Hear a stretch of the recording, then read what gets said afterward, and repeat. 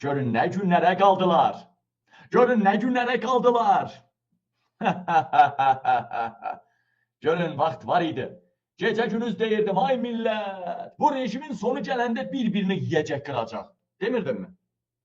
İlham Əliyev Mehribanı vurmadı mı? Hamının xəbəri olmadı mı? Mehriban Əliyeva bəyləri güllələtdirdi. Bax, onu deyirəm indi sizə. Ağır vəziyyətdə çatdırıldı xəstəxanaya. Mehriban Əliyeva güllələtdirdi. Onun təfərrüatını ya birazdan deyəcəm, ya sabah deyəcəm. Baxın, artıq Ərdoğanın sayılı günləri qalıb, Ərdoğan devrilir. Çox güman ki, sabah devrilməlidir Ərdoğan. Sabah devrilməsə 23-də bazar günü Ərdoğan devrilməlidir. Əziz həmvətənlərim, bir dənə xalq ixtişaş olan kimi ordu xalqın tərəfinə keçəcək. Ordu NATO'nun ordusudur. Ərdoğan devrildisə İlham Əliyev bilirsiniz kimdir də? İlham Əliyevi kim idi orada saxlayan? Putin, hə də Putinin adı var.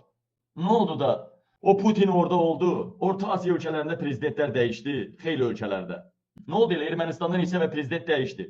Ukraynada neçə və prezident dəyişdi. Gürcüstanda neçə və prezident dəyişdi. Nə oldu elə? Nə oldu elə? Azərbaycanda, bir də Belarusiyada dəyişmədi. Niyə dəyişmədi?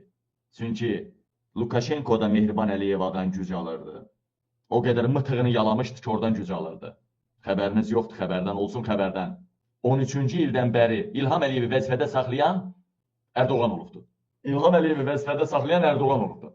Ən azından Putin heç olmasa başqa 5-ci kolon rəhbər şəxslərindən birini gətirərdi. Bu, fironluq mifi dağılardı. İlham Əliyevə harca firon kim baxırlar? Trolla belə mif yaradıbdı. Ulan İlham Əliyev geçsəydi bu mif dağılacaqdı. Hətta Mehriban da gəlsə bu mif dağılacaqdı.